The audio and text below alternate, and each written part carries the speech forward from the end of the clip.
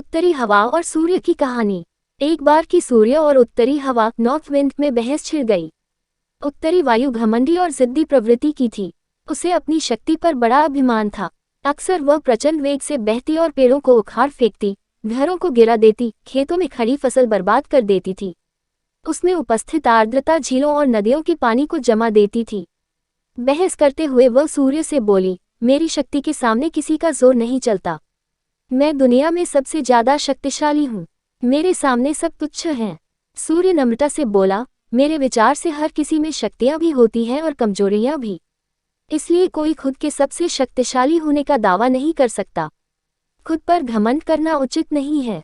हमें सबका सम्मान करना चाहिए और सबके साथ मिलजुल कर रहना चाहिए। उत्तरी हवा तुनक कर बोली, मैं तुम्हारी बात नहीं मानती। मैं सबसे ज्यादा शक्तिशाली हूँ और ये मैं तुम्हें साबित करके दिखाऊंगी। ऐसी बात है तो अपनी ताकत साबित करने के लिए तैयार हो जाओ। नीचे देखो, धरती पर एक व्यक्ति दुशाला ओढ़े पैदल जा रहा था। तुम उसकी दुशाला उसके शरीर से हटा दो, मैं मान जाऊंगा कि तुम सबसे ज्यादा शक्तिशाली हो। सूर्य उत्तरी हवा को चुनौती देते हुए बोला, इसमें कौन सी बड़ी बात है। कुछ ही देर में उस आदमी की दुशाला धरती पर पड़ी होगी। कहकर उत्तरी हवा अपने प्रचंड रूप में आ गई। धरती पर धूल भरी आंधी चलने लगी, पेड़ पौधे लहराने लगे, सूखे पत्ते व अन्य सामान उड़ने लगे, मौसम ठंडा होने लगा। पैदल जा रहे व्यक्ति की दुशाला भी हवा के वेग के कारण उड़ने लगी, लेकिन उसने उसे पकड़ लिया और अपने शरीर से कसकर लपेट लिया। उत्तरी हवा ने अपनी प्रचंडता और बढ़ाई, लेकिन उसके साथ ठंड भी बढ़ गई।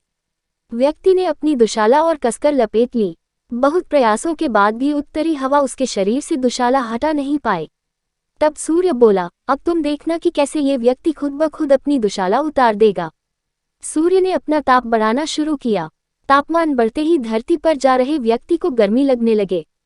वो पसीना पसीना हो गया। फिर क्या, उसने खुद ही अपनी दुशाला उतार दी। ये देखकर उत्तरी हवा बहुत शर्मिंदा हुई।